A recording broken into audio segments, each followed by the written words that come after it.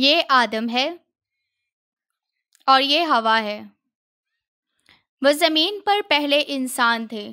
वो बागे अदन में रहते थे, जो एक बहुत ही खूबसूरत जगह थी। उसमें उनकी ज़रूरत की तमाम चीज़ें थीं। आदम और हवा जानवरों का ख्याल रखते थे। वो बाग के किसी भी दरख्त का फल खा सकते थे सिवाय एक के। ये नेक और बद की पहचान का दरख्त था, और खुदा ने उन्हें इस दरख्त का फल खाने से मना किया था। बाग में कई तरह के जानवर थे, लेकिन सांप कुल दश्ती जानवरों में जिनको खुदा ने बनाया था चालाक था।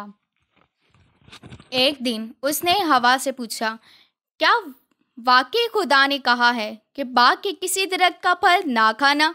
हवा ने कहा, बाग के दरख्तों का फल तो हम खाते हैं, पर जो बाग के बीच में है उसके फल की बाबत खुदा ने कहा है कि तुम ना तो उसे खाना ना छूना, वरना मर जाओगे।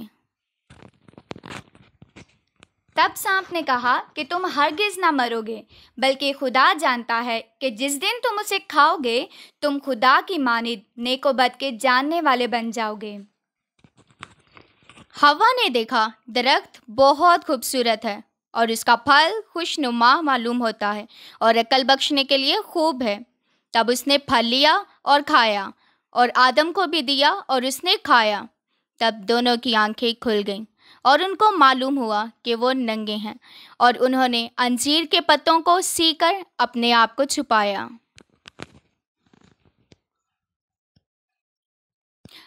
और जब ठंडी हवाएं चल रही थीं, तो आदम और हवा ने खुदा की आवाज़ सुनी, और उन्होंने अपने आप को खुदा से बाग के दरख्तों के पीछे छुपा लिया।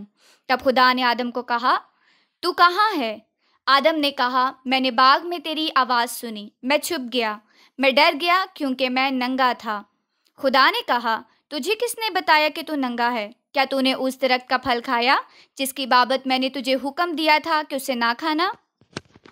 आदम ने कहा, जिस औरत को तूने मेरे साथ रखा है उसने मुझे दिया और मैंने खाया। तब खुदा ने हवा से पूछा कि ये तूने क्या किया? तब हवा ने कहा कि सांप ने मुझे बहकाया तो मैंने खाया। तब खुदा ने सांप को सजा दी।